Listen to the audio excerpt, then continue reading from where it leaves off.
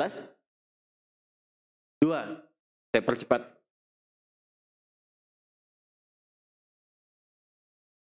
Kegiatan Nabi di bulan Sya'ban ternyata memiliki tujuan yang kedua selain menyiapkan kita menjadi baik, merubah kita menjadi baik, sehingga dengan kebaikan itu berubah hatinya menjadi lapang, menjadi lebih longgar sebagai persiapan menuju bulan ke-9 yang penuh dengan anugerah, yaitu Ramadan. Persiapan Ramadan.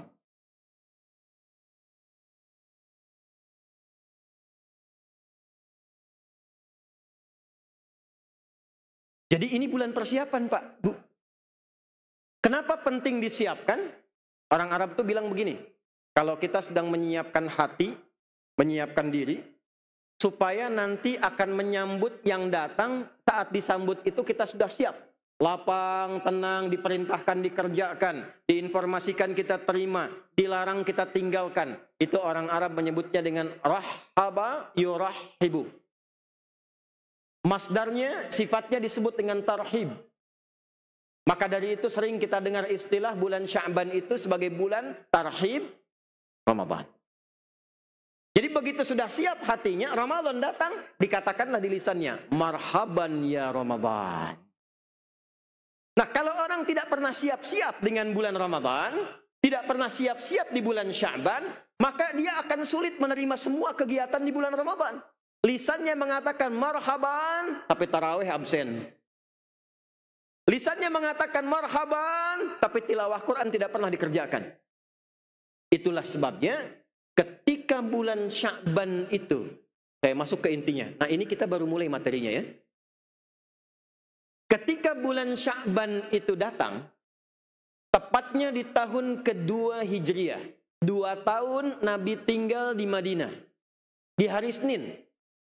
Saya urutkan dengan detail, hari Senin, bulan ke-8 bulan Sya'ban, tahun kedua Hijrah. Turunlah kemudian dalam persiapan tarhib ini, surah kedua Al-Baqarah, ayat 183, yang ayat ini sekaligus mewajibkan puasa Ramadan di bulan yang ke-9. Jadi maaf, ayat puasa itu turunnya bukan bulan Ramadan. Turunnya bulan Sya'ban. Di tahun kedua Hijrah, harinya hari Senin. Kenapa Allah turunkan dulu di bulan Sya'ban, bulan ke-8 sebelum dilaksanakan bulan 9? Supaya Nabi mengajarkan persiapan kepada umatnya agar beradaptasi sebelum Ramadan datang dan ditunaikan ibadah di dalamnya.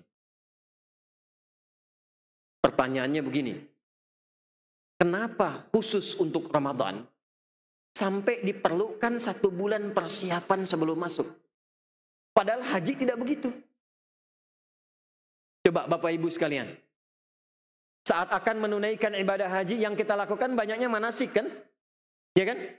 Manasik, berangkat. Ramadan itu hampir semua kegiatannya siang dan malam, selama kurang lebih sebulan, itu dipersiapkan, diminta oleh Allah, siapkan dulu di bulan Sya'ban, karena ada yang beda dengan Ramadan siang dan malamnya.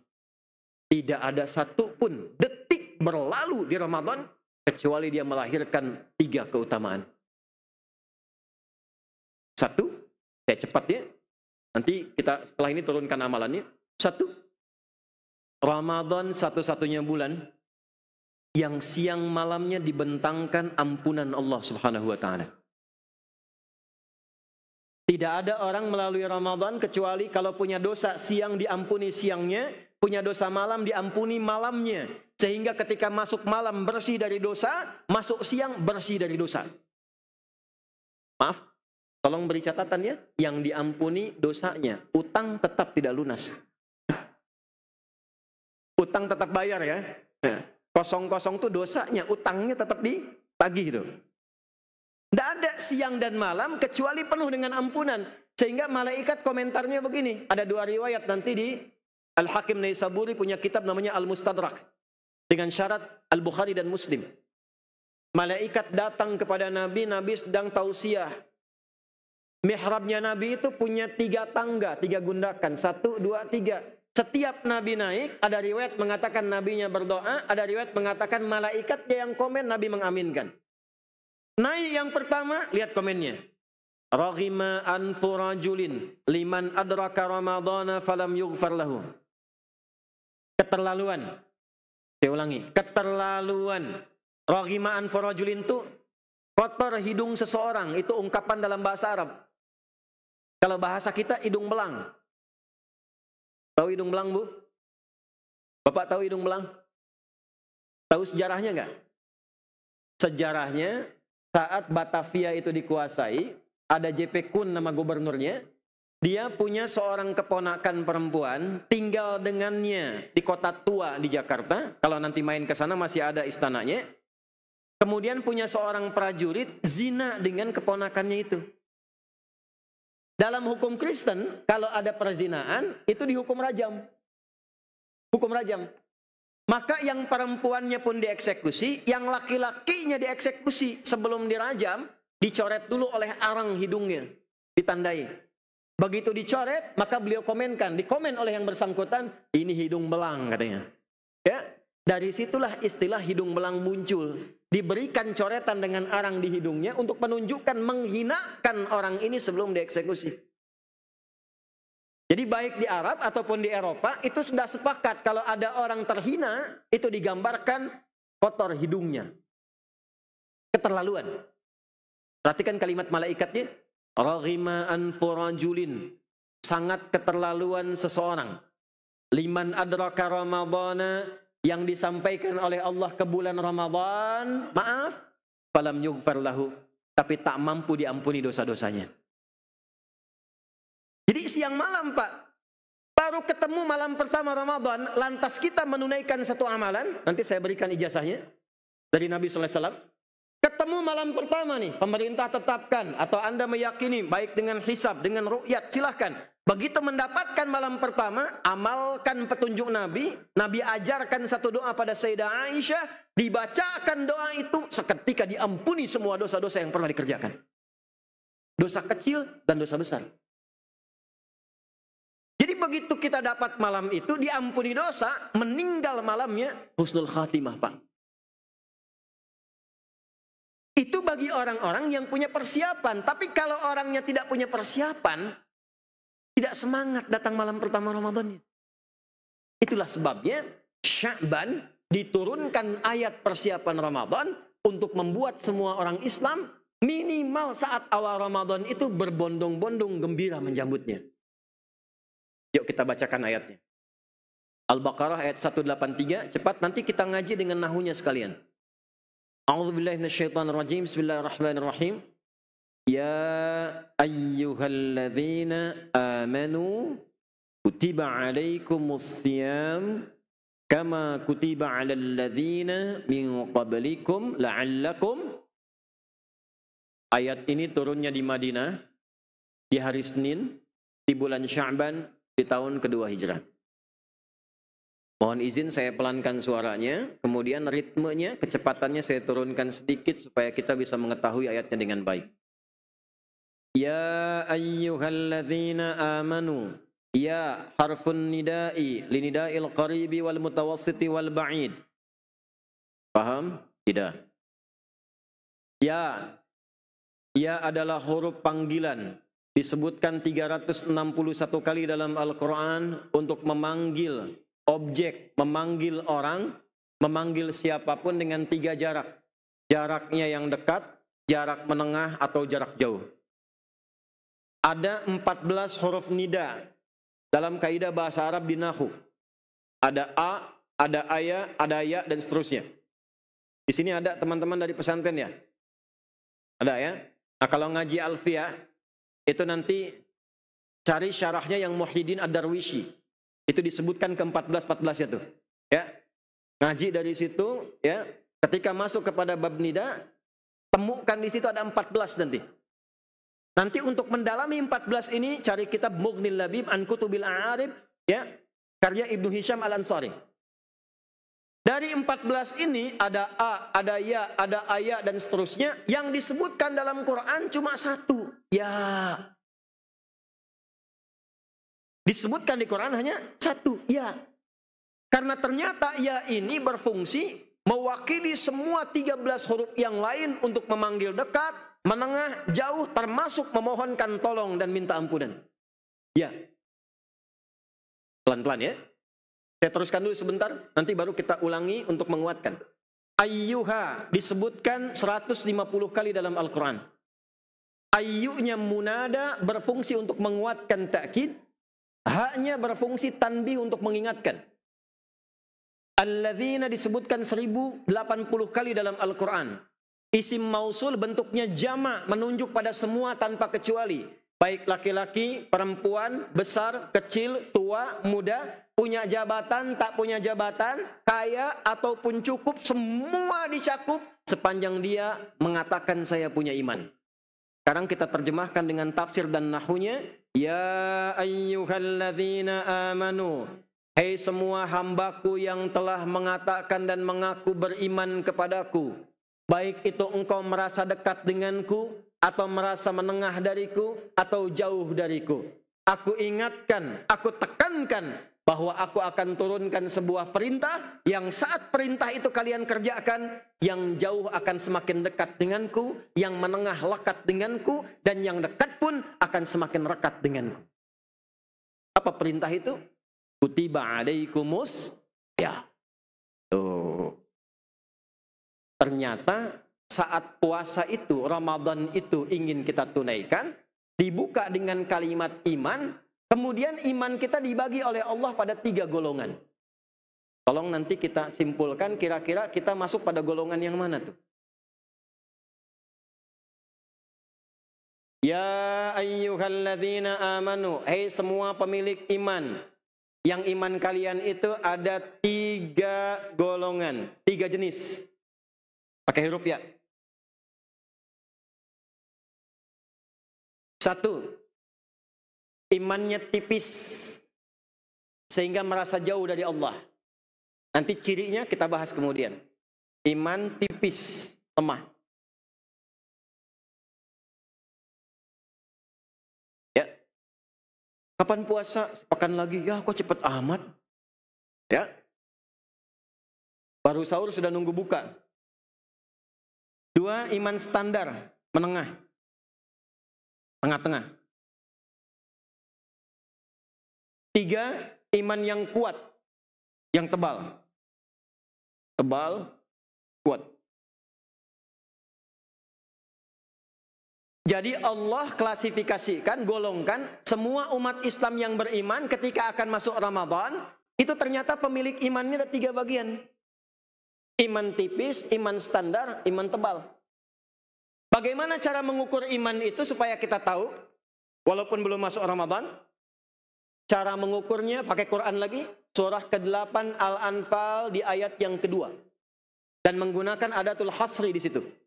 Quran surah 8 ayat 2.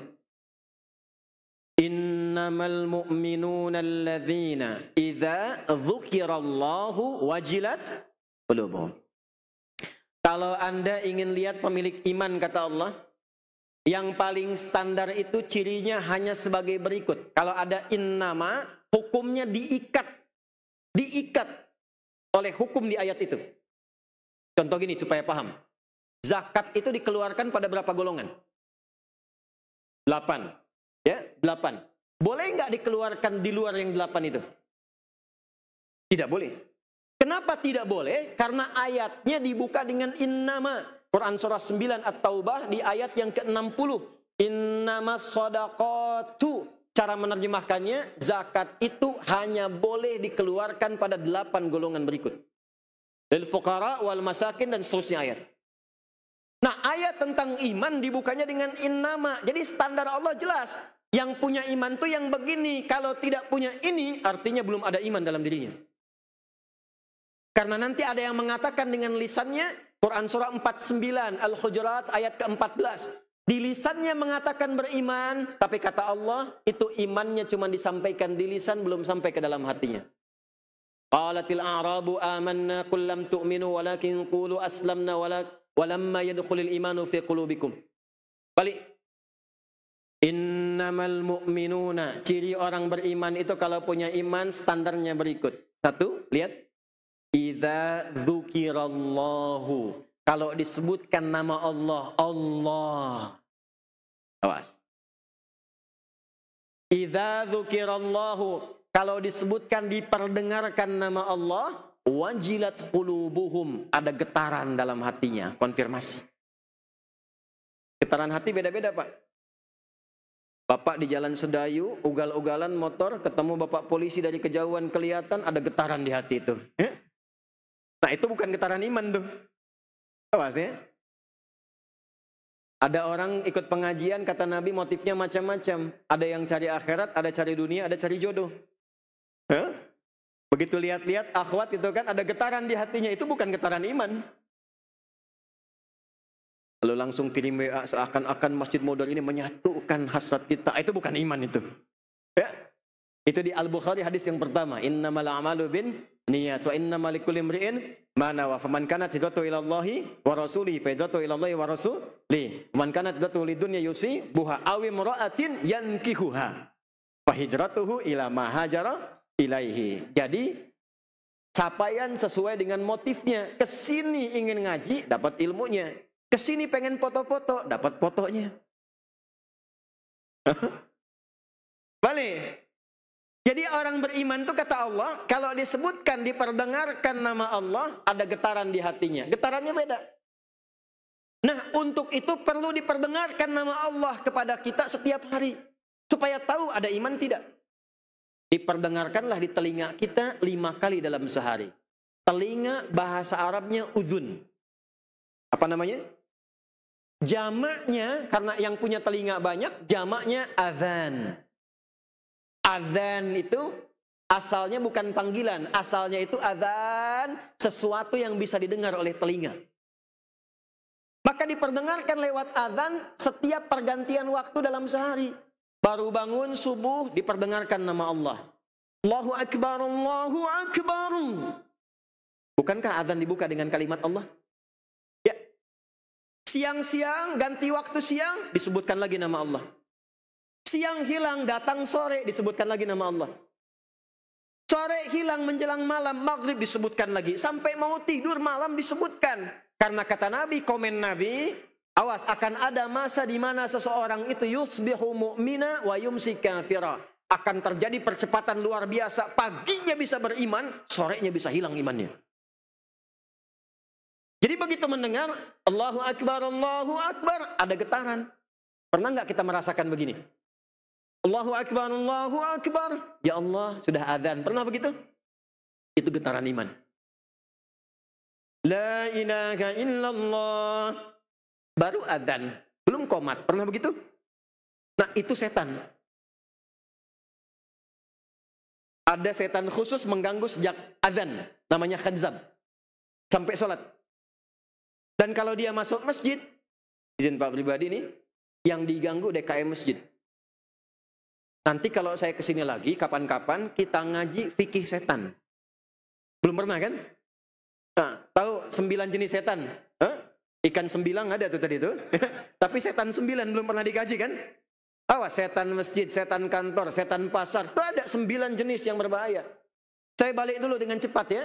Allahu Akbar, azan. Diperdengarkan. Ya Allah, sudah azan. Saya tanya, kalau azan itu panggilan untuk apa? Dan sholat dibuka dengan kalimat Allah. Allahu Akbar. Abu Daud. Fayaqulu Allahu Akbar. Karena itulah sholat satu-satunya amalan yang dalam Al-Quran disebut dengan nama iman. Quran surah kedua ayat 143. Ayat 143. Saya mohon izin kalau ngaji, saya bukan nggak bawa kitab. Saya itu ngaji dari beberapa kitab, jadi saya sarikan. Ya, di beberapa kitab. Wa ma kana Allahu liyudhi'a imanakum. Kalau ada orang ingin sholat tapi tidak tahu kiblat, dia cari-cari, tengok-tengok, kemudian dia nengok ke atas, ternyata mendung, tak terlihat dari mana matahari terbit dan tenggelam. Lalu karena imannya kepada Allah, dia menghadap ke arah manapun dia hadapi dengan berkeyakinan itu kiblat. Saya ingin menghadap, menyembah Allah dengan menghadap ke kiblat itu. Karena imannya itulah sholatnya disebut oleh Allah dengan nama iman. Wa ma kana Allahu liyudhi'a imanakum. Sholat orang yang dikerjakan dengan imannya, imannya itu yang aku nilai dengan pahala, dan dengan itulah dianggap sah sholatnya. Turunlah Al-Baqarah ayat 115 untuk menjemput kalimat tadi. Walillahil masyriq wal maghrib. Fa aynama tuwallu fathamma wajhullah. Perhatikan, rafa harakatnya bukan nasab. Bukan fathamma wajhallah, tapi fathamma wajhullah. Kalau tidak tahu kiblat, menghadap kemanapun di waktu sholat, yakinkan menghadap kepada Allah untuk menyembahnya, maka Allah yang menemuimu, bukan engkau yang menatapnya. Sholat disebut dengan apa? Iman. Dan sholat satu-satunya amalan yang membuka Al-Quran disandingkan dengan iman. Kalimat iman pertama di Al-Baqarah ayat 3 disandingkan dengan kalimat sholat di ayat yang sama. Alladzina yu'minuna bil ghaibi wa yuqimunas, iman plus sholat. Jadi maksudnya kalau ingin mengecek iman, cek respon adzan dalam seruan sholat. Kapan adzan dikumandangkan? Saat tiba waktu sholat. Tidak mungkin adzan asar, adzannya di waktu zuhur. Tidak mungkin adzan subuh, adzannya setelah isya. Adzan subuh itu menandakan waktu subuh tiba. Adzan asar menandakan waktu asar tiba. Allahu Akbar, subuh, adzan subuh. Betul? Maka turunlah Quran surah kedua Al-Baqarah ayat 238. Paling kanan sebelah atas di mushaf, pojok. Hafizu 'alas salawati was salatil wusta. Gabungkan dengan kata iman. Kembalikan ke Quran surah keempat An-Nisa ayat 103. Perhatikan kalimatnya. Fa idza qadaytumus salata fadhkurullaha qiyaman wa qu'udan wa 'ala junubikum. Fa idza tma'antum, ya, perhatikan, fa aqimus shalah, ujungnya. Inna salata kanat 'alal mu'minina kitaban mawquta. Standar orang beriman itu bisa kelihatan saat ia dipanggil dalam waktu sholat. Tahu waktu sholat. Subuh jam pinten Riki? 4.15. 4.14. Terjadi perbedaan pendapat ya. Ini menandakan dari daerah berbeda. Kita ambil tengah-tengah. 4.15 misal. 4.15. Yuk kita cek iman ya. Ini kita belum masuk materi inti nih, baru pengantar akhir nih. Allahu Akbar, Allahu Akbar. 4.15 adzan. Kita lantas dengar. Lalu karena mendengar adzan siap-siap. Saya ingin berangkat ke Masjid Mudhar Arifin untuk menunaikan sholat subuh. Pas waktu adzan. Ini menunjukkan imannya standar.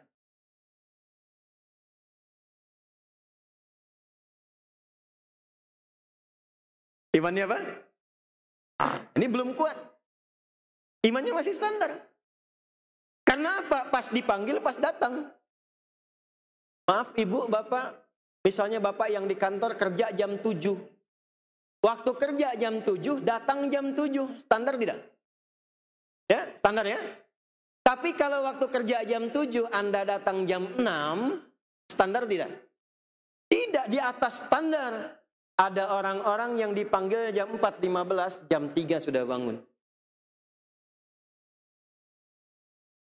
Lalu dia warming up pemanasan sebelum subuh. Dia tunaikan tahajud. Dia istighfar sebelum subuh. Itu di atas standar. Karena di atas standar, orang ini disifati oleh Allah di Quran surah 51 Ad-Dhariyat, ayat 15 sampai dengan ayat 18. Ada orang-orang ahli surga, yang masuk surganya lewat tamannya, dia sedang beraktivitas di bumi sampai dia meninggal. Siapa orang itu? Di antara cirinya, orang ini sering bangun sebelum subuh, tidurnya sedikit, kanu qalila minal laili ma yahja'un, tidurnya sedikit, tahajudnya banyak istighfar menjelang subuh, wabil asharihum yastaghfirun. Kata Allah, ini orang sebetulnya penghuni surga, akan masuk lewat taman surga, cuma sedang beraktivitas di bumi sampai dia wafat. Iman kuat. Ada golongan yang agak banyak. Dipanggil jam 4.15, baru sadar 5.14. Ini dia. Inilah iman tipis. Jumatan ada yang datang sebelum khatib tiba. Di atas standar. Ada yang saat khatib menyampaikan Assalamualaikum dia baru datang, standar. Ada yang nunggu khutbah kedua baru datang. Ada yang bermasalah, khatib khutbah, dia ikut khutbah di belakang. Jadi di bulan Sya'ban ini iman kita itu dibagi oleh Allah. Nih, awas, calon-calon yang ikut training Ramadan ini imannya ada 3 jenis kata Allah itu. Ini bahasa Quran. Tapi hebatnya Ramadan, perhatikan belum selesai ayatnya. Saya tidak peduli kata Allah. Awal Ramadan saya jadikan semuanya indah sehingga iman yang paling lemah pun bisa menikmati Ramadan. Dengan menunaikan ibadah di bulan puasa, iman yang paling lemah pun akan dinaikkan statusnya oleh Allah sehingga dia semakin kuat imannya. Yang jauh semakin dekat, yang menengah semakin melekat, yang tadinya tidak kenal Allah bisa menjadi pribadi paling soleh saat Ramadan. Cuman tidak cukup dengan amin, Bu. Kita ngaji dulu nih. Ya. Cuma 1 huruf, Bu. Ya, itu berkahnya awal Ramadan semua dapat. Jadi orang yang nggak pernah ke masjid pun awal Ramadan itu bisa saf pertama. Kalau jenengan tidak percaya nanti lihat tuh malam tarawih pertama tuh. Penuh ini masjid tuh. Silakan cek. Bahkan yang jarang ke masjid saf pertama. Tapi maaf ya, jangan disimpulkan saf pertama nggak pernah ke masjid dia. Nah, ini rahmat Allah. Makanya ulama mengatakan rahmat itu didahulukan. Kenapa awalu rahmat? Padahal semuanya rahmat sampai akhir. Kenapa didahulukan? Karena pembuka Ramadan pakai ya diberikan oleh Allah kenikmatan. Semua orang senang awal Ramadan. Cuma kadang-kadang kalau tidak dibiasakan dari Sya'ban terjadilah peningkatan. Banyak kemajuan. Awalnya banyak, pertengahan safnya maju. Akhir Ramadan maju lagi. Bukan ibadahnya maju, safnya maju tuh. Makin naik, makin naik, makin naik. Jadi ini yang dimaksudkan. Tidak ditemukan di hari-hari malam-malam selain Ramadan. Cuma Ramadan. Yang hebatnya apa rahmat Allah di sini? Begitu datang semua hamba walaupun imannya lemah dan mungkin dosanya banyak. Maaf, ada yang tidak punya dosa di sini boleh angkat tangan. Ada yang sedikit dosanya? Boleh. Yang banyak dosanya boleh angkat tangan. Oh ya. Ada yang ingin ke surga? Surga Firdaus? Masya Allah. Harapan surga Firdaus dosa banyak gitu ya. Cuman memang karena Allah punya sifat Rahman dan Rahim, rahmatnya diturunkan khususnya di awal Ramadan, maka dijadikan semua yang mengaku muslim, semua yang merasa punya iman, itu semuanya semangat di awal Ramadan. Semua semangat. Dan berita baiknya, kalau dapat malam pertama Ramadan, amalannya benar, wafat di malam itu langsung husnul khatimah. Dosanya habis semua. Habis semua. Nah, tapi tidak mungkin semua bisa melakukan itu kalau tidak punya persiapan. Itulah sebabnya ada amalan di bulan Sya'ban yang disiapkan supaya masuk Ramadan kita sudah siap melakukan amalan itu. Dan lagi-lagi amalannya ada 3 bagian. Saya cepat, 1, sholat. Sekarang masih ada waktu kurang lebih sepekan, kurang lebih 7 hari menjelang Ramadan sebelum nanti sidang isbat. Lihat baik-baik. Ada 3 amalan, saya sebutkan satu-satu, silahkan maksimalkan di bulan Sya'ban ini. Nanti begitu masuk Ramadan, praktekkan dan rasakan perbedaannya saat Ramadan. 1, amalannya sholat. Kalau bisa, biasakan yang 40 rakaat. Berapa rakaat? 40. 1, 17 yang fardu. Subuh 2 rakaat, zuhur 4 rakaat, asar 4 rakaat, kemudian maghrib 3 rakaat, isya 4 rakaat. 2, 4, 4, 3, 4. 17 rakaat. 2, agak cepat. Biasakan yang kedua adalah rawatib. Ditambah 12. Sudah? 12 ditambah 17 berapa? 29. Dari mana yang 12 ini? Kalau yang tadi yang 17 di Quran surah 17 rakaat, surah 17 di ayat ke-78, aqimis salata liduluki syamsi ila ghasaqil laili wa qur'an al-fajr inna qur'an al-fajr kana mashhuda. Yang 12 ditemukan di Sunan At-Tirmidzi, sanad rawinya langsung ke Ummu Habibah radhiyallahu taala anha. Perhatikan kalimatnya. Haddatsana qalat, beliau menyampaikan. Perhatikan kalimatnya. Qala Rasulullah sallallahu alaihi wasallam, Rasulullah sallallahu alaihi wasallam pernah bersabda, "Man shalla itsnatai asyrata rak'atan," siapapun yang menjaga 12 rakaat sunnah, fi yaumin wa lailatin, yang mengiringi salat fardunya siang sampai malam. Jadi kalau ingin latihan jangan tahajud dulu, latihannya yang dekat ke salat fardu dulu. Supaya mudah. Karena dekat dengan fardu, sebelum fardu dengan setelah fardu. Apa 12 ini? 1, arba'an qabla dhuhri, 4 rakaat sebelum zuhur. Teknisnya bisa 2 rakaat salam, 2 rakaat kemudian salam lagi. Bisa langsung 4, boleh. 4 rakaat. Yang kedua, raka'ataini ba'daha, 2 rakaat setelah zuhur. 4 tambah 2 berapa? 6. 3, raka'ataini ba'dal maghrib, 2 rakaat setelah maghrib. 6 tambah 2, 8. 4, raka'ataini ba'dal isya, 2 rakaat setelah isya, 10. Dan terakhir, raka'ataini qabla subhi, 2 rakaat sebelum subuh, 12. Siapa yang konsisten menjaga 12 rakaat ini sampai dia meninggal, maka perhatikan kata Nabi, bunyalahu bihinna baitun fil jannah. Allah akan perintahkan pada malaikat, bangunkan untuk si fulanah itu satu istana di tepian surga, khusus karena amalannya. Ummu Habibah ketika mendengar hadis ini, beliau mengatakan apa? Kata beliau, sejak saya mendengar kalimat Nabi ini, tidak pernah saya tinggalkan 12 rakaat ini selama hidup saya. Sampai ketika hadis itu diriwayatkan. 12 tambah 17, 29, satu lagi untuk menjadi 40 tambah 11. 11 ini formulasi sholat malam, sholatul lail, qiyamul lail. Qiyamul lail ini ada 2 jenis. Ditunaikan langsung ba'da isya sebelum tidur, atau ditunaikan dengan tidur terlebih dahulu. Ada 2 jenis. Jumlah standarnya itu 11. Kalau ingin lebih dari itu, boleh. Dari mana dalilnya? Contoh kita temukan, ya. Nanti ini tidak ada hubungan sama ormas. Oh, jangan disimpulkan 11 rakaat Muhammadiyah iki. 23 oh iku NU. No. Zaman Nabi belum ada NU, belum ada Muhammadiyah. Nah, dua-duanya baik. Bahkan berasal dari pendiri yang tersambung kekeluargaannya. Ya. Akur keduanya, baik nasabnya.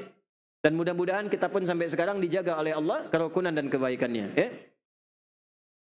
Saya sampai sekarang, saya ngaji kitab Mbah Hashim. Saya hafalkan 17 kitabnya. Adabul Alim wal Muta'alim itu saya ngajar kitab ini di Masjid Al-Azhar di Bekasi.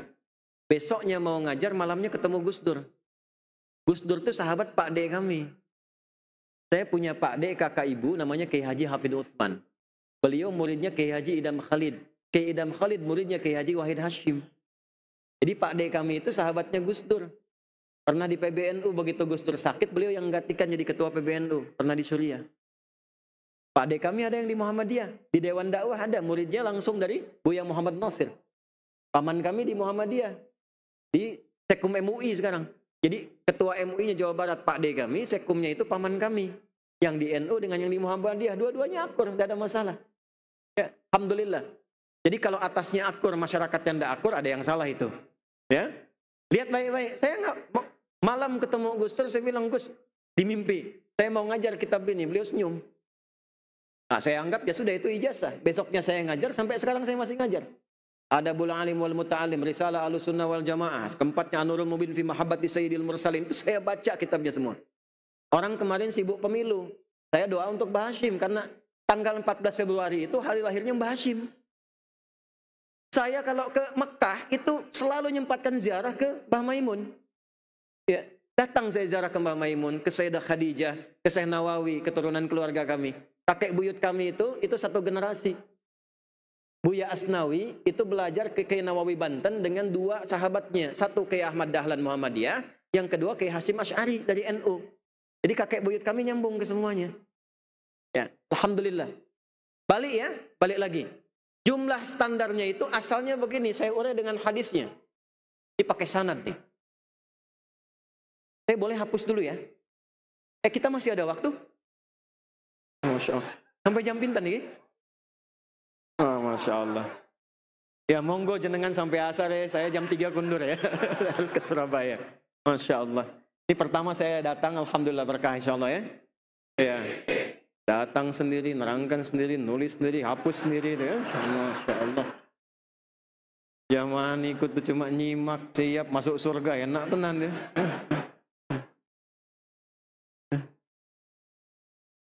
Ono snack nopo boten?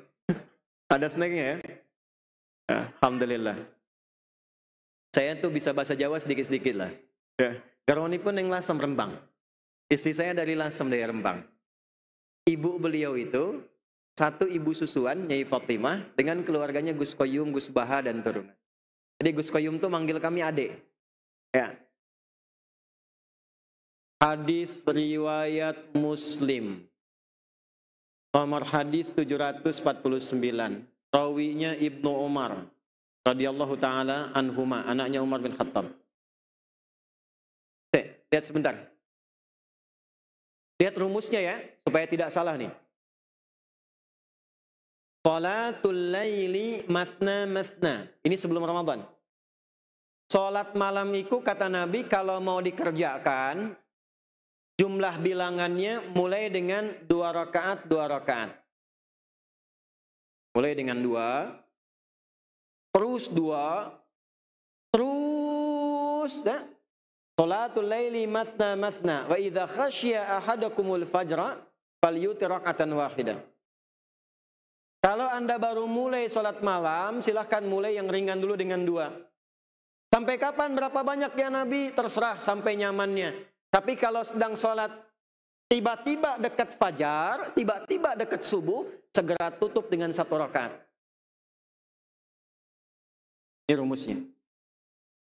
Salatul laili, salat malam. Kapan waktunya malam itu? Malam itu ba'da isya. Kalau isya 7:30 selesai, jam 8 sudah lail. Lail itu malam. Lail, layali, lela, lili, lala itu malam. Kalau di sini ada ibu Leli, ibu malam-malam. Kalau malamnya istimewa, tambahkan ta setelah lail, menjadi lailah. Artinya apa? Di malam itu ada yang beda dengan malam yang lainnya.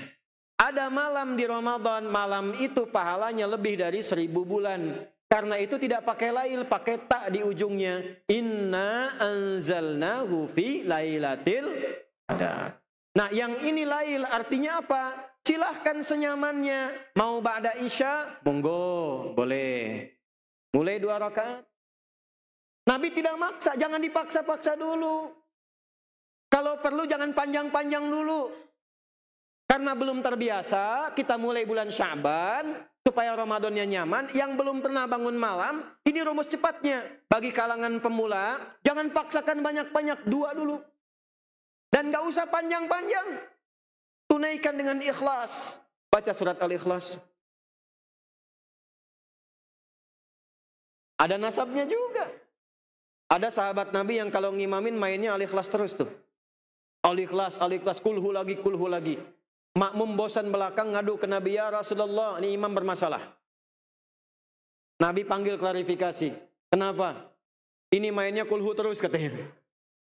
Nabi tanya, kenapa kamu main kulhu terus? Ini bahasa kita aja ya. Kata imam ini, ya Rasulullah, karena aku mencintai Allah, di surat Al-Ikhlas itu ditemukan semua sifat Allah. Maka turunlah berita dari Allah lewat hadis qudsi, karena si fulan mencintaiku, tolong kabarkan kepadanya, aku pun mencintainya. Sejak itu sampai meninggal, kulhu terus itu. Maksud saya, kalau nanti taraweh, rakaat keduanya kulhu, pertamanya al-a'la, keduanya kulhu, pertamanya al-ghasyiyah, keduanya kulhu, nasabnya ke riwayat tadi. Tuh. Jadi jangan dilihat-lihat, NU nih, bukan. Bukan, gak ada hubungannya, itu nasabnya ada. Jelas? Nah, tuh, ya. 2 rakaat. Kalau kira-kira nggak biasa malamnya bangun ba'da isya. Kalau pengen bangun malam dan khawatir kesiangan bangunnya, tiba-tiba subuh datang, jangan terlampau awal. Subuh 4.15, ya boleh aja. Bangun misalnya 3.45. Bangun 3.45. Tapi pasang alarmnya dari jam 3. Alarm pertama jam 3, alarm kedua jam 3.15, alarm ketiga jam 3.30. Alarm pertama untuk mematikan alarm kedua. Nah, alarm kedua persiapan alarm ketiga, ya kan? Oh, ini hadis. Hadis. Kalau pakai hadis, di mana ditemukannya? Sunan Abu Daud. Nomor berapa? 1367. Siapa yang meriwayatkan? Ibnu Abbas radhiyallahu taala anhuma. Di mana kejadiannya? Di pintu gate Nabi yang sekarang kalau masuk, nih saya gambarkan tanggung lah, ya. Ini Zamzam, di sini Menara Zamzam, ini Hotel Sofwa, yang ke sini ke arah Aziziyah, yang sini ada Jabal Qubais, di atasnya Istana Raja. Dari sini ada jalan terus, ini ada pos satpam di sini security, CCTV-nya warna putih satu di sini. Dari sini ke sini ada 35 kipas angin, sudah saya hitung. Saya baru dari Mekah kemarin, ya. Kalau 36 berarti nambah satu. Di sini pintu 26 Gate Ismail, di sinilah bab Nabi. Ini. Kejadiannya di sini. Termasuk Nabi sholat 2 rakaat sebelum peristiwa Isra Mi'raj, naik Burak, kemudian di depan Hajar Aswad. Hadisnya riwayat Muslim. Ibnu Abbas rumahnya di mana? Di belakang Babus Salam. Jadi kalau lewat sini bab Nabi, bab Ali, di sini Babus Salam. Ada 3 jalur, ini eskalator 1, tengah-tengahnya tangga, eskalator yang kedua. Lurus ke sini rumahnya Nabi, dilahirkan Maulid Nabi di sini. Ke sini masuk ada pintu, di belakang pintu inilah rumahnya Ibnu Abbas. Main ke rumahnya Sayyidah Maimunah ke sini karena cintanya dengan Nabi, ingin tahu cara bangun tidurnya Nabi dan cara sholatnya Nabi. Maka diriwayatkanlah ini oleh Imam Abu Daud dalam kitab sunannya, nomor hadis 1367, paling kanan di pertengahan di kitabnya. Apa kata Ibnu Abbas? Kana an-nabiyyu sallallahu alaihi wasallam idza istayqadha min naumihi fajalasa wa masaha biyadi min athari naumihi faqara khawatim surah Ali Imran fadhaba ila syanin mu'allaqa fatawadda, sampai kemudian salat dengan 11 rakaat. Adalah kebiasaan Nabi sallallahu alaihi wasallam kalau bangun tidur beliau duduk dulu. Duduk. Apa fungsinya duduk? Untuk menghilangkan kantuknya dulu. Tenang dulu.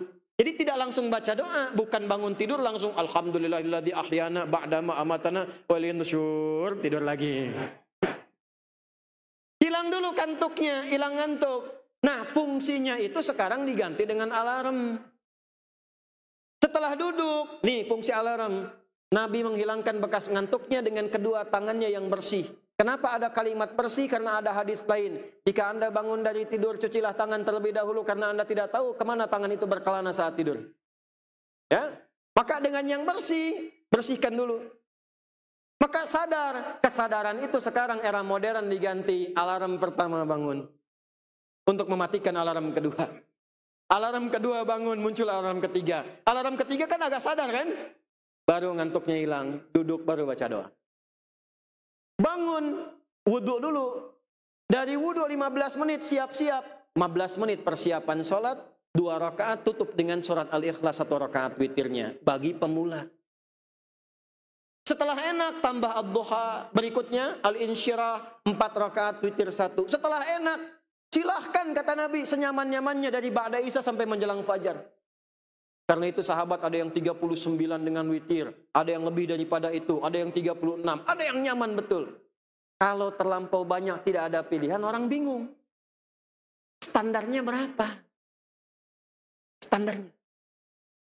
Maka diriwayatkan dari 2 segi saja. 2 pihak, dua-duanya keluarga Nabi. 1 keluarga paling dekat, yang kedua keponakan Nabi. Sayyidah Aisyah radhiyallahu taala anha. Di Al-Bukhari ditemukan nomor hadis 2010, paling kanan di pertengahan di kitabnya. Perhatikan. La tas'al an husnihinna wa tulihinna. Sebelum masuk ke situ, datanglah ja'a ashabun Nabi sallallahu alaihi wasallam. Datang beberapa sahabat Nabi sallallahu alaihi wasallam kepada Sayyidah Aisyah. Fasa'alu, maka mereka bertanya kepada Sayyidah Aisyah, kaifa kanat salatun Nabi sallallahu alaihi wasallam? Kami pengen salat malam. Ingin salat malam. Bagaimana sifat salat malamnya Nabi sallallahu alaihi wasallam? Kata Sayyidah Aisyah, la tas'al an husnihinna wa tulihinna. Setiap kalian jangan bertanya tentang bagusnya salat Nabi dan panjang bacaannya. Susah diikuti. Tapi beliau yusalli arba'an, thumma yusalli arba'an, thumma yusalli thalathan. Kalau beliau salat malam, mau diterjemahkan dengan qiyamul lail, mau diterjemahkan dengan witir, jumlahnya 11. Formulasinya 4, 4, 3. 4 plus 4 plus berapa? Jadi kalau nanti ada yang sholat 11, kemudian dia mulai 4, mulai 3, ini tidak ada kaitan dengan ormas. Berapa? 11. Muhammadiyah tuh. Berapa jumlah rakaatnya? 443. Persis tuh. Ini tidak ada hubungan. Sanadnya ke sini. Jelas ya? Bentar, nanti saya lengkapi. Yang pakai rumus 2, 2, 2, 2, ujungnya 1. Ya, mau syafa' dengan witir, syafa' menggenapkan bilangan tarawih, witirnya 1 di ujung. Karena witir itu kan, itu sifatnya bukan genap. Tapi apa? Ganjil. Ganjil. Jadi kalau mau 3, kalau kami ya, kalau saya tidak terbiasa menyalahkan, tapi kita menggunakan sanad ilmu. Ya. Kalau kita menggunakan rumus dipakai hadis, gunakan ganjilnya. Kalau 3, 3 sekalian. Kalau 1, 1. Makanya ketika ada yang membagi 2 itu, yang 2-nya kan syafa'. Syafa' itu sebetulnya melengkapi genap, bilangan genap. Witirnya 1. Sanadnya dari mana? Nanti kita bahas. Kalau mau menggunakan 11 pakai 2, riwayatnya dari siapa? Ibnu Abbas. Ini Ibnu Umar, ini Ibnu Abbas. Di mana ditemukannya? Di Abu Daud. Nomor berapa? 1367. Yang tadi saya bacakan. Thumma dhahaba ila syanil mu'allaqa. Nabi pergi ke tempat tertutup, fatawadda, kemudian berwudu. Kalau malamnya itu junub, maaf, mandi junub dulu. Kalau tidak langsung wudu, siap-siap salat. Thumma yusalli rak'ataini khafifataini. Kemudian beliau memulai pemanasan dulu 2 rakaat khafifatain, ringan. Khafifatain itu salat 2 rakaat, tidak pakai iftitah, tidak pakai surat selain Fatihah. Jadi takbir langsung Fatihah. Allahu Akbar, langsung ta'awudz, a'udzubillahi minasyaitonirrajim, bismillah sampai selesai. Ruku', i'tidal, sujud, 2 rakaat seperti itu sampai selesai. Baru kemudian masuk 11 rakaat. Kemudian beliau salat tsumma yusalli rak'ataini, yusalli rak'ataini, yusalli rak'ataini, yusalli rak'ataini, yusalli rak'ataini, tsumma yutiru rak'atan wahidah. 2 rakaat, 2 rakaat, 2 rakaat, 2 rakaat, ujungnya 1. 11 rakaat, bisa 4-4-3, bisa 2, plus 2, plus 2, plus 2, plus 2, ujungnya 1. 11. Belum selesai. Jangan sampai sini dulu. Awas, hati-hati. Bacanya sampai tuntas. Kalau ngaji kitab sampai tengah-tengah, nanti yang ujung bidah. Pas ya? Kitabnya selesaiin. Sahabat tadi ikut di belakang Nabi yang tanya Sayyidah Aisyah. Sholatlah di belakang Nabi. Masya Allah enak di belakang Nabi. Komen semua enak bilang. Nabi itu kalau baca langsung terasa ke dalam hati. Baca ayat surga seakan-akan kita pengen cepat ke surga. Baca ayat neraka beliau berlindung pada Allah supaya umatnya jangan sampai ada yang ke neraka. Baca tentang ayat azab beliau menangis mengulang-ulang memohon supaya umatnya tidak ada yang diazab. Minta sama Allah. Terasa. Tanpa terasa ternyata rakaat pertamanya 100 ayat Al-Baqarah. Abdullah bin Mas'ud mengira akan ruku, ternyata Nabi lanjut sampai selesai Al-Baqarah 286 ayat.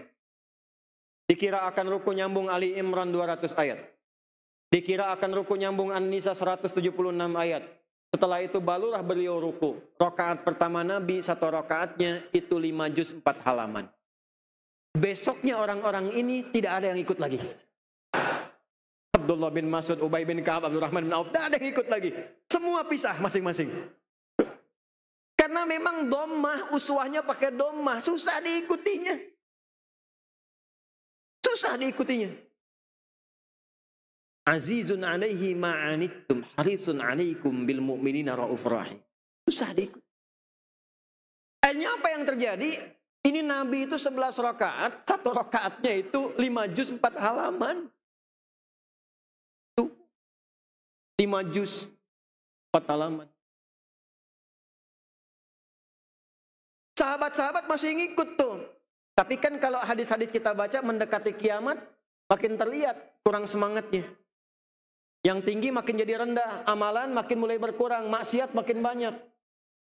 Dulu 5 juz, turun 5 halaman, turun 5 ayat. Dilihat di zaman Umar, kemampuan orang sholat di belakang imam sudah berkurang karena Islam sudah menyebar. Tidak semua di Arab, ada yang sudah ke Afrika, ada yang sudah ke Persia. Kemampuannya nggak sama dengan sahabat awal Nabi. Maka Umar melihat hadis yang pertama. Lihat ini. 2, nggak ada batas. Umar jenius. Ada orang Mesir namanya Toha Hussein. Dia ngarang kitab khusus untuk menggambarkan kejeniusan Umar. Namanya Abqariyatu Umar. Umar jenius. Gimana caranya tetap menjaga bacaannya Nabi dari 11 rakaat ini? Tapi berdirinya tidak selama berdiri ketika sholat di belakang Nabi. Bacaannya sama jumlahnya, tapi berdirinya bisa lebih ringan. Sehingga nggak terlampau pegal. Maka oleh Umar, setiap 2 rakaat ini dipecah lagi dibagi 2 bagian. Setiap 1 dibagi 2. Jadi kalau 1 rakaat 5 juz, dibagi 2 sehingga bisa 2 juz, 2 juz. 2 juz setengah, 2 juz setengah. Yang 1 jadi 2 rakaat, maka yang 2 jadi 4. Bagi 2. Bagi 2, bagi 2. 11 rakaat. Kalau 11 ini dikalikan 2 berapa? Karena kan dibagi 2 kan? Dipecah jadi 2. 11 kali 2 berapa? 22. Ditutup dengan witir 1. Jadi berapa? Inilah asalnya 23 rakaat. Jadi 23 itu substansinya sebetulnya isinya sama saja dengan 11. Karena yang dibaca sama-sama ayat Quran, durasinya sama. Jadi yang baca 11 rakaat, monggo. Yang 23, monggo. Yang salah, yang tidak tarawih. Tapi baik 11 ataupun 23, perbanyak bacaan Qurannya. Ya, kan yang jadi menarik begini, yang baca 11 hampir 1 jam, masa yang 23 7 menit? Allahu Akbar, Allahu Akbar, Allahu Akbar, Allahu Akbar. Atau kebalik, sudah 11 pendek lagi. Ya. Saya pernah punya pengalaman di Garut, pesantren saya di Darul Arqam Muhammadiyah Garut. Baru jadi santri baru yang ngimamin santri tingkat paling tinggi kelas 6. Beliau itu Masya Allah bacaan Qurannya bagus, ngimamin Al-Fatihah, madnya itu sampai 6 harokat semua, ada di sukun 6 harokat semua, 6 harokat panjang terasanya. Saya bilang celaka saya nih. Ya. Begitu waladhdallin amin. Itu malam pertama Ramadan, pertama masuk pesantren, ayat pertama yang dibacakan setelah waladhdallin, Yasin. Saya bilang di hati, mati saya ini panjang. Tapi berita baiknya, Yasin, Allahu Akbar. Nah itu santri pemula. Jadi kalau mau 11, monggo. 23, monggo. Sing penting apa? Nah, tarawih, pertanyaannya apa itu tarawih? Itu poinnya. Apa itu tarawih? Oh, ini jam pinten ya? Tolong diingatkan ya. Oh, baik. Masih lama ya? Alhamdulillah. Masih ada waktu ya? Nah, sebentar. Kalau Sya'ban itu qiyamul lail. Salat malam habis tidur itu tahajud. Tapi kalau Ramadan diganti namanya oleh para ulama, dipilih sesuai riwayat yang disebutkan tarawih. Apa itu tarawih? Nah, ini yang mau saya katakan. Tarawih itu jamak dari kata tarwihah. Jamak dari apa? Tarwihah, tarwihatun. Tarwihatan itu tasrif. Kalau kita ngaji ilmu sharaf, dari rawaha yurawwihu tarwihah. Nah, makanya nanti saya izin Pak ya, tolong nanti kajian-kajian diperbanyak ya. Ngaji kita insyaallah dibangun di sini pusat pendidikan pesantren. Nanti dasar-dasar ini dikaji. Karena sekarang ngajinya advance tapi dasarnya kurang. Jadi kalau belajar sharaf, taba ya tubu youtuban. Pas baka you Facebooku bukan. Ya, kalau tambah jadi Instagrama ya stagrimu Instagraman ya. Rawaha yurawihu tarwihan. Kita perdalam fikih lughahnya. Rawaha ini kan tad'if. Rawaha ada 2 huruf dari ra, kemudian wawu. Wawu pertama mati, wawu kedua berharokat, kemudian fathah dan ha. Asal katanya dari kata ruh. Apa itu ruh? Ruh itu jiwa. Inti kehidupan. Inti ketenangan. Inti kedamaian. Jadi ruh, inti kehidupan, inti ketenangan, inti kedamaian. Jadi yang tenang itu sebetulnya di hati. Bukan di pikiran. Karena asalnya pikiran itu tidak punya sifat tenang. Pikiran itu terus bekerja. Merumuskan bagaimana cara supaya bisa dieksekusi oleh fisik, bisa dikerjakan. Yang bikin tenang tuh ini kolbu. Ala bidzikrillahi tatmainnul qulub, bukan tatmainnul ukul, tatmainnul qulub. Hatinya yang tenang. Di dalam kolbu itu ada roh. Cara untuk menenangkan hati, maka menggunakan tad'if supaya 2 kali lipat. Rawwaha yurawwihu. Sifatnya disebut tarwihah. Jamaknya tarawih. Kenapa disebut tarawih? Karena manfaat sholat ini kalau dikerjakan membuat hati kita tenang. Jadi cirinya berhasil tarawih, saat pulang dari tarawih, keadaan hati kita lebih tenang. Kenapa tenang? Karena dalam sholatnya ditunaikan dengan tenang dan damai. Setelah sholat ada doa yang menenangkan jiwa kita. Karena itu saat tarawih, kalaupun mau cepat-cepat, jangan kehilangan hukum tajwid. Kan ada 3 hukum bacaan kan? 1, kalau mau cepat menggunakan hadar. Kemudian nanti ada tawasud yang tengah-tengah. Yang terakhir yang tiwal kan? Yang paling panjang. Kalau mad adid disukun, gunakan yang hadar 2. Gunakan kemudian yang tengah-tengah 4, gunakan yang paling panjang 6 harakat. Bismillahirrahmanirrahim. Alhamdulillahi rabbil alamin. Arrahmanir rahim. Maliki yaumiddin. Iyyaka na'budu wa iyyaka nasta'in. Ihdinas siratal mustaqim. Itu hadar. Bismillahirrahmanirrahim. Alhamdulillahi rabbil alamin. Arrahmanir rahim. Maliki yaumiddin. Itu pertengahan 4. Bismillahirrahmanirrahim. Alhamdulillahi rabbil alamin. Arrahmanir rahim. Itu 6 harakat. Kalau mau cepat, jangan kehilangan tajwidnya. Karena setiap irama bacaan Quran itu bukan irama biasa. Itu nggak ada kaitan sama musik. Setiap irama Quran kalau dibaca dengan tajwid, itu ada mukjizat yang memberikan ketenangan pada hati.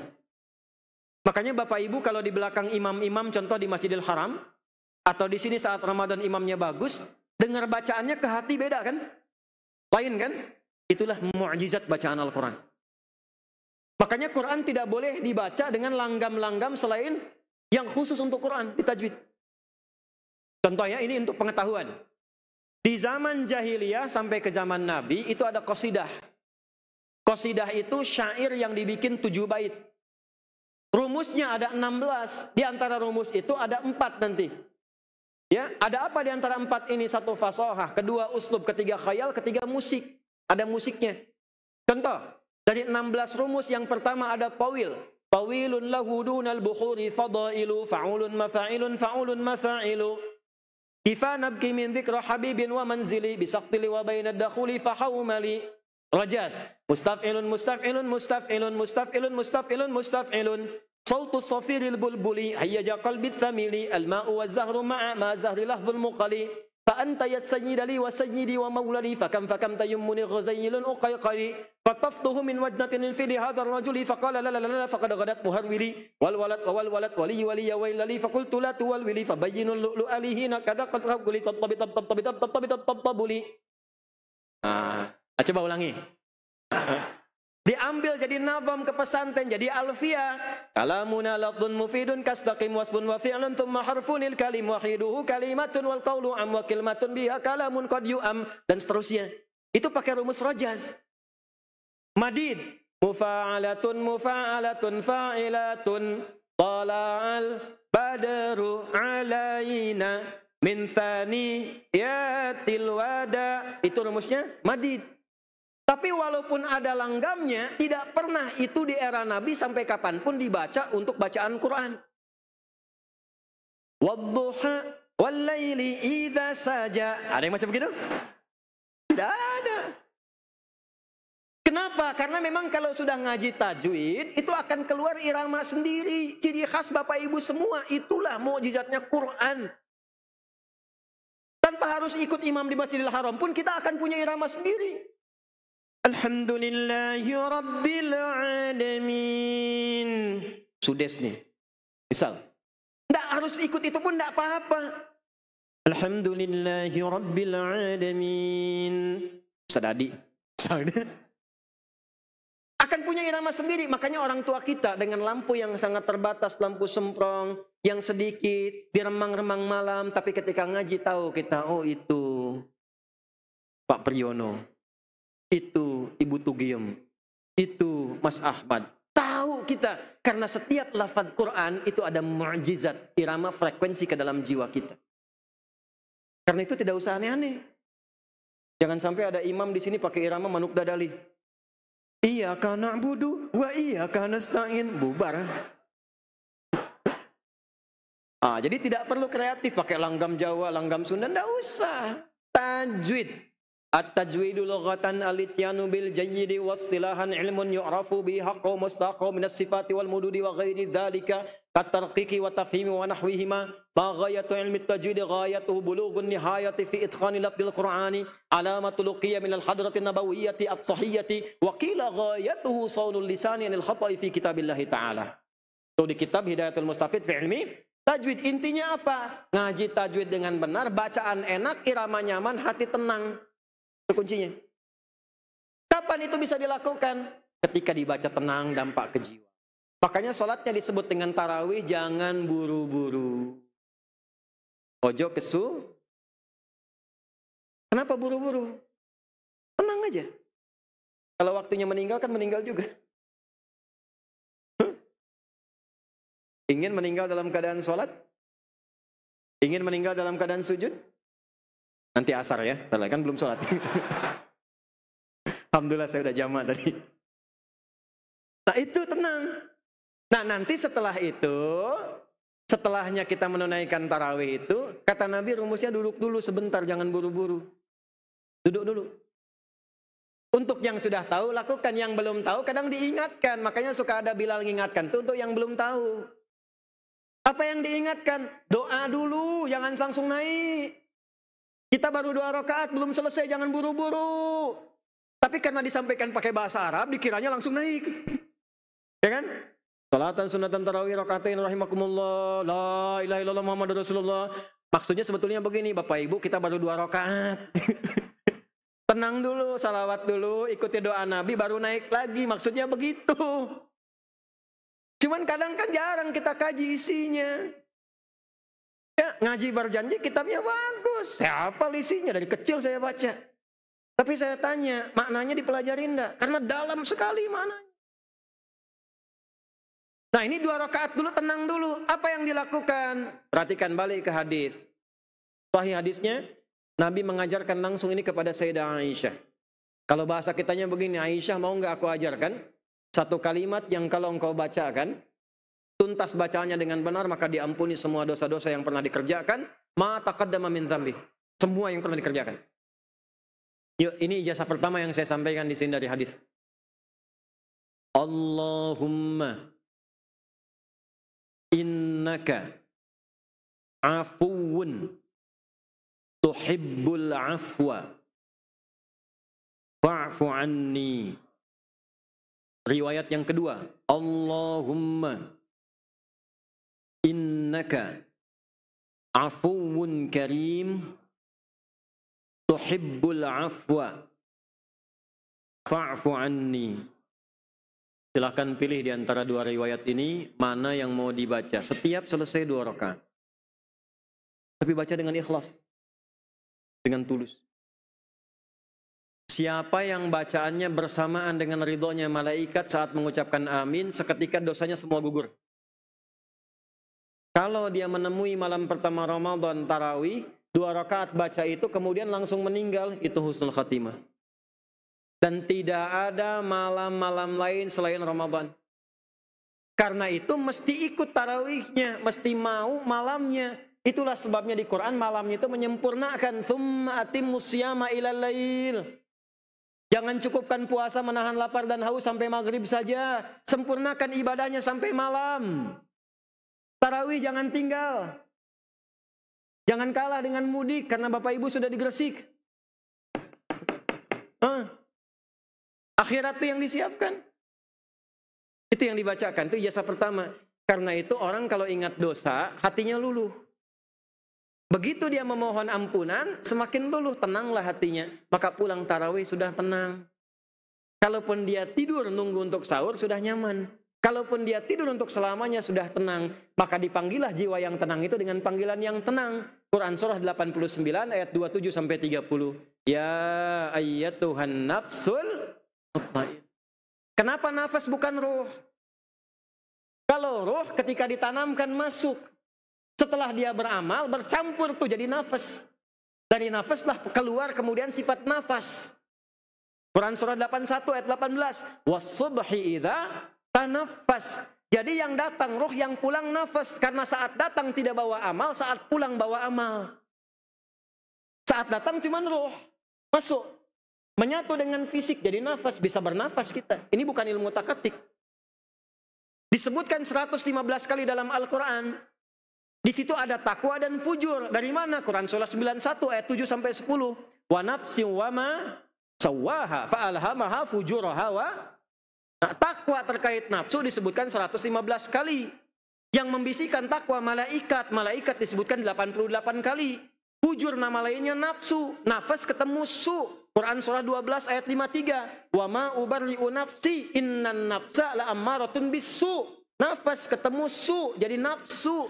Nafsu disebutkan 115 kali. Yang provokasi setan disebutkan 88 kali dalam Quran. Sama semua. Kita tundukkan nafsu di bulan Ramadan. Kendalikan nafsu. Datangkan sifat malaikat di situ. Makanya kita berdoa ditenangkan nafsu. Begitu sudah tenang jadi nafas yang tenang mutmainnah. Dari sifat tumakninah. Kapan tumakninah? Dalam sholat.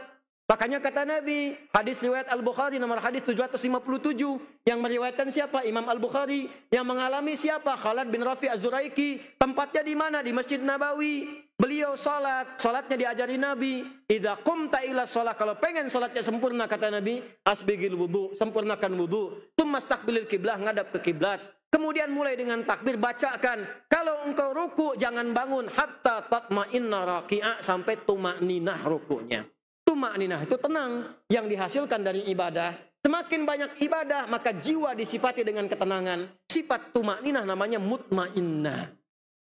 Makanya saat pulang disebutlah sifat mutmainnahnya. Ya ayyatuhan nafsul mutmain. Pulanglah engkau dengan tenang karena engkau rajin ibadah. Aku tampakkan surgamu. Jadi Bapak Ibu, surga yang kita harapkan nanti ditampakkan saat sakaratul maut. Tampak. Dari mana dalilnya? Irji'i ila rabbiki radiyatan fadkhuli fi wadkhuli. Nah, jannah itu ditampakkan. Makanya saat ditampakkan tuh Allahu Akbar, tenang, meninggal. Sekarang sudah ditampakkan di YouTube ada syekh sedang mengaji, ngajar, tiba-tiba meninggal. Ada yang sedang ngaji, tampak surganya meninggal. Di Pasar Bo ada desa namanya Jalan Telaga.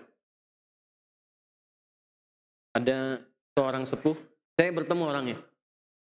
Soleh, insya Allah. Sudah meninggal. Karena itu saya cerita. Itu hobinya merawat musola. Hobinya merawat musola. Ini kisah nyata. Lalu beliau rajin puasa. Satu kali datanglah orang Qatar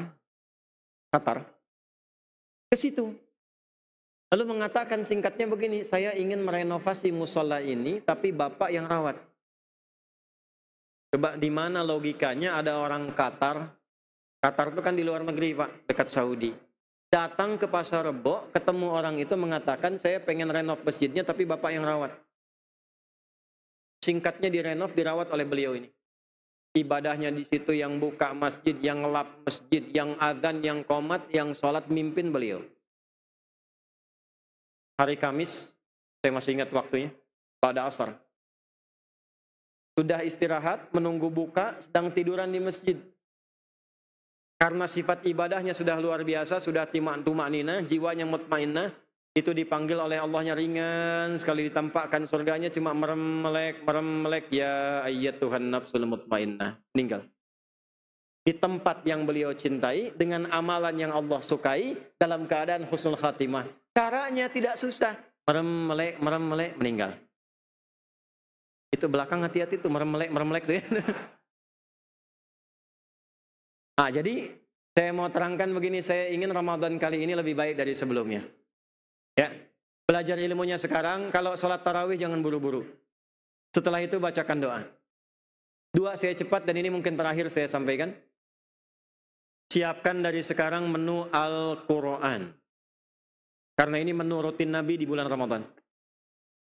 Dari sekarang mumpung masih ada sepekan. Kalau tidak nanti tidak tahu yang mau dikerjakan apa. Saat masuk Ramadan akhirnya sahur nunggu buka. Pertama Ramadan sudah lihat kalender kapan berakhir. Sehingga tidak menikmati Ramadannya. Caranya ada 3. 1, mengejar bacaan tanpa terjemahan. Namanya qiraah. Orang kita sebut dengan khataman. Silahkan. Silahkan dijadwalkan misalnya 1 malam, 1 hari, 1 juz. Maka sebulan dapat berapa juz? 30 juz. Minimal khatam 1 kali bacaan. Caranya bagi ke 5 bagian waktu sholat.